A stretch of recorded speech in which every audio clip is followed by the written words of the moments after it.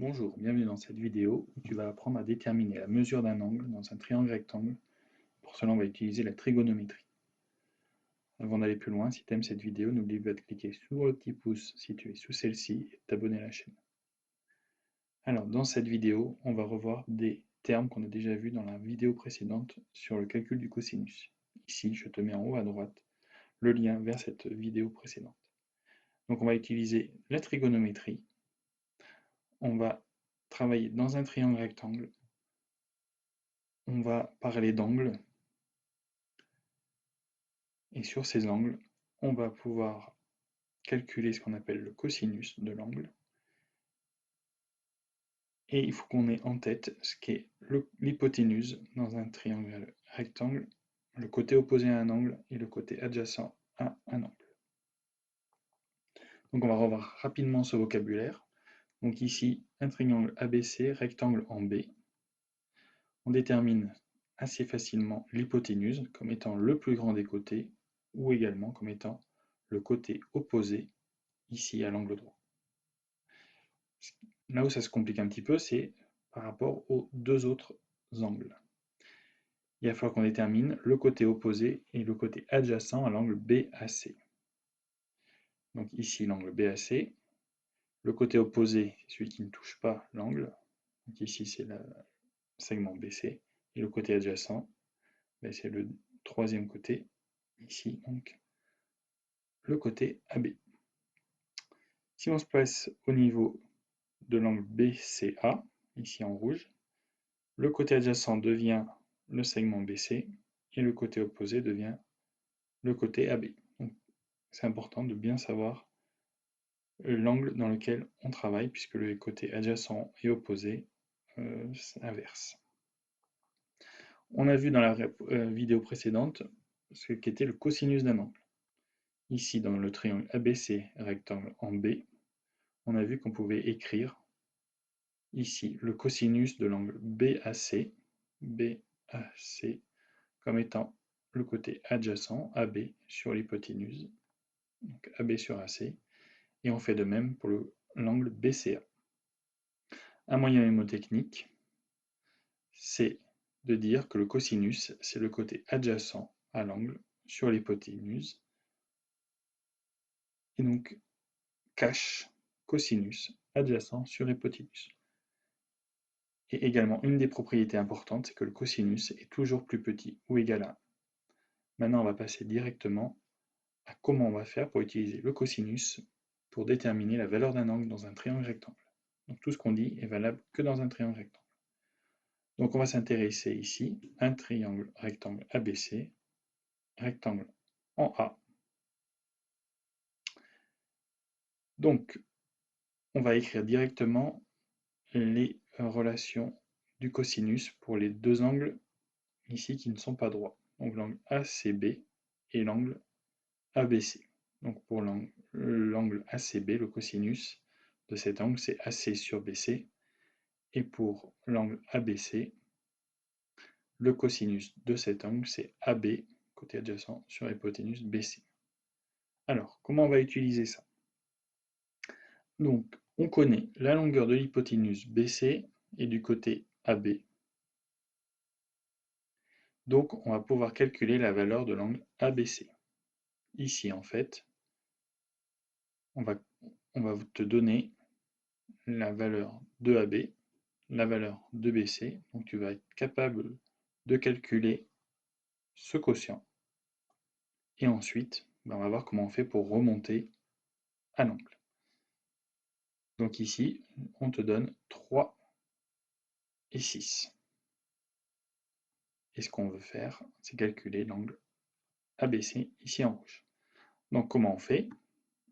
On réécrit la définition du cosinus de cet angle, AB sur BC, et on remplace par les valeurs qu'on connaît. Donc on trouve que le cosinus de ABC, c'est 1,5 ou 0,5.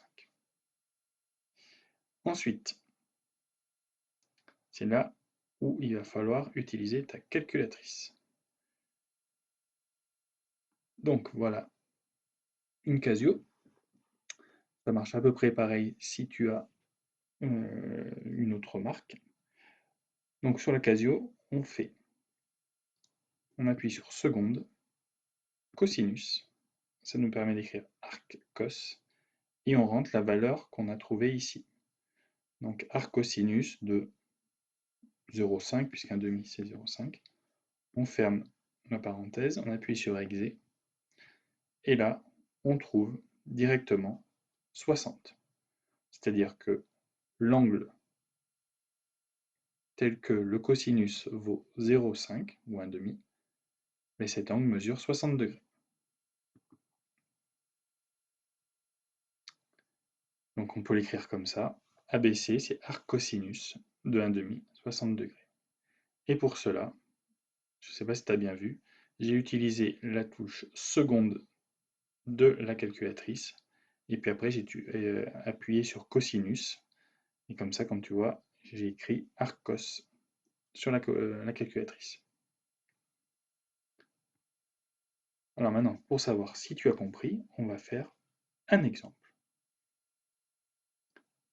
Donc un exemple classique où on te donne un triangle rectangle et on va te demander dans le triangle DEF, rectangle en D, on te donne les différentes valeurs des côtés, des longueurs, et on te demande de calculer la valeur des angles DEF et DFE ou EFD au dixième de degré près.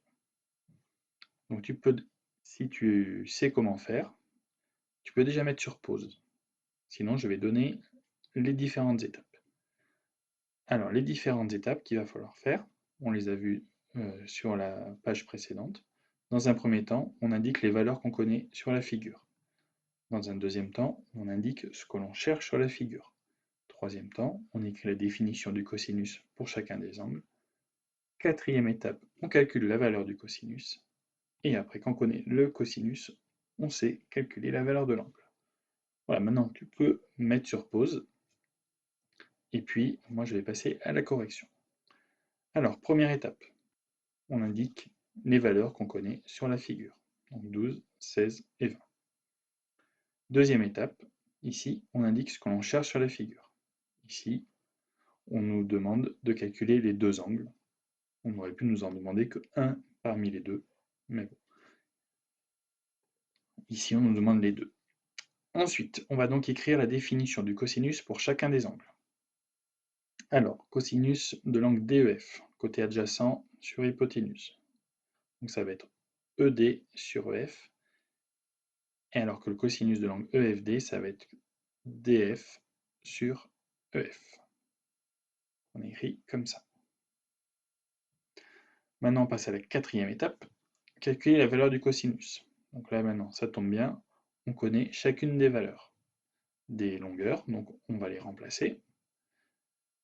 Pour le cosinus de DEF, ça nous fait 12 sur 20, c'est-à-dire 0,6.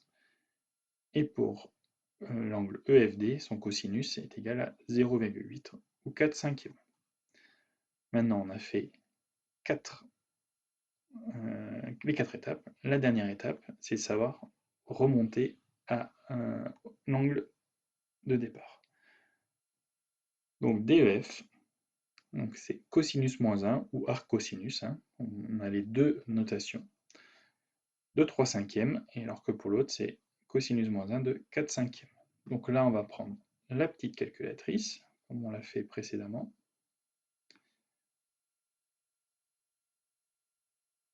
Seconde, cosinus, donc 3 cinquièmes, 0,6. Voilà ce que nous donne la calculatrice. Donc arrondi au dixième près, ça va nous donner 53,1 degrés environ. Ensuite, pour le deuxième angle, dont le cosinus vaut 0,8,